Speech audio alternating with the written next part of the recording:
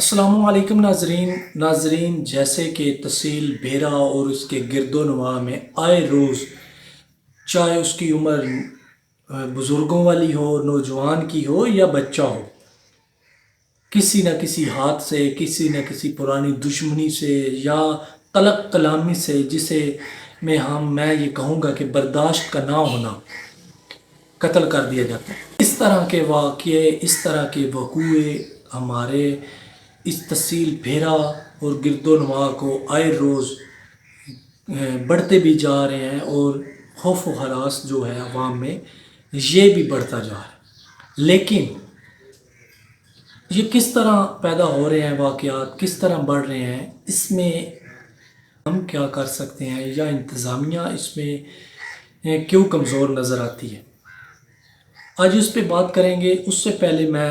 سب سے پہلے میں یہ ایک بات کرنا چاہ رہا ہوں کہ میں نے واٹس اپ اپنے گروپ میں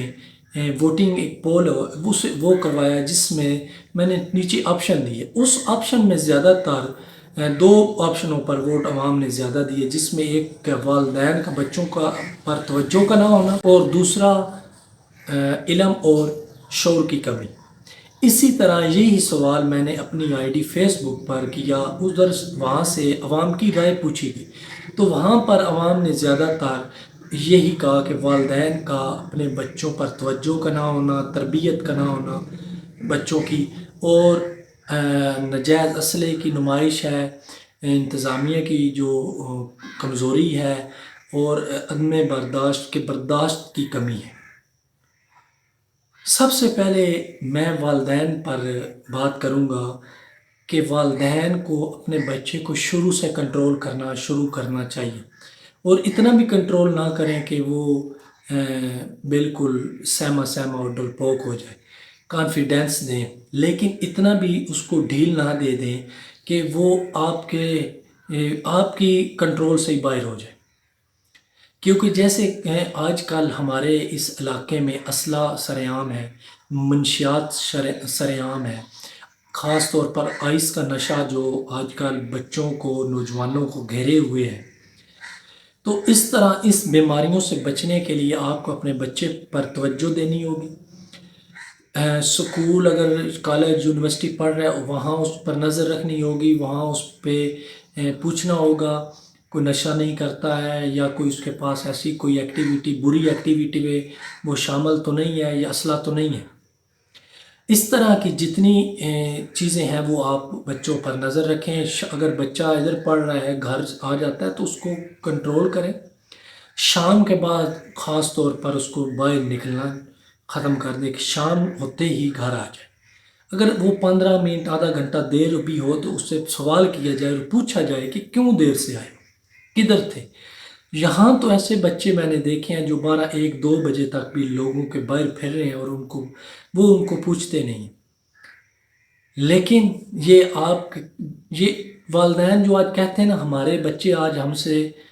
وہ پنجابی میں کہتے ہیں نا ترکڑے نے، تو وہ ترکڑے تب بھی ہوتے ہیں جب آپ ان کو کنٹرول نہیں کرتے، جب آپ انہیں ڈھیل دیتے ہیں، جب آپ ان پہ توجہ نہیں دیتے۔ جب آپ یہ ساری چیزیں کریں گے تو پھر وہ کبھی بھی آپ سے طاقتور نہیں ہوں گے، وہ آپ سے ڈریں گے ہمیشہ۔ اور ایک خاص طور پر تربیت کا بڑا فرق ہوتا ہے، اور حلال لقمے کا بڑا فرق ہوتا ہے۔ حرام لقمے کھلانے سے پھر یہی معاملات پیش آتے ہیں۔ دوسرا میں یہ کہوں گا کہ انتظامیہ کو بھی چاہیے کہ ان علاقوں میں امن کے لیے تھوڑا سا قوانین پر سخت عمل کرے، اور اس ریٹ کو قائم کریں قوانین کی، اور ناجائز اسلحہ اور جو منشیات فروش ہیں، اس سے سختی سے ان سے نپٹا جائے۔ تو ایسی چیزوں سے نپٹنے کے لیے عوام کو اور پولیس کو ساتھ کام کرنا ہوگا، خاص طور پر جو صحافی برادری ہے ان کو۔ لیکن کیونکہ عوام کو ان کے نزدیک گلیوں محلوں میں لوگ سیل کر رہے ہوتے ہیں، انہیں چاہیے کہ ان کی نشاندہی کرے، چاہے وہ انتظامیہ کو بتائے یا صحافیوں کو بتائے، لیکن ان کی نشاندہی کرے اور پروف کے طور پر کرے کہ یہ لوگ اسلحہ سیل کرتے ہیں، یا یہ لوگ منشیات سیل کرتے ہیں۔ تو ان لوگوں کی نشاندہی کریں اور پولیس اور عوام ساتھ چلے اور اس چیز کا خاتمہ کریں۔ آج اگر ان چیزوں پر آپ نے قابو نہ پایا تو کل آنے والے دنوں میں آپ کی اولاد آپ کے بچوں کے لیے سخت ہو سکتے ہیں اور آپ کی پریشانی کا باعث بن سکتے ہیں۔ اور انتظامیہ کے لیے بھی یہ نوٹس لینے کے لیے ضروری ہے کہ کل یہ ادھر امن خراب ہو اس سے پہلے انتظامیہ کو بھی چاہیے کہ منشیات فروشوں اور ناجائز اسلحے کے خلاف ایکشن لے، اور خاص طور پر جو شہر میانی میں اسلحے کی شاپ بنی ہوئی ہے اس کے خلاف ایکشن لینا ضروری ہے، کیونکہ اس کے سننے میں ہمیں جو ذرائع ہیں وہ بتاتے ہیں کہ یہاں پر اسلحہ جو ہے بچوں کو یا بڑوں کو رینٹ پہ بھی دیا جاتا ہے۔ تو اس لیے اس طرح کی جتنی بھی چیزیں ہیں انہیں کنٹرول کریں اور اس امن کو بحال کریں۔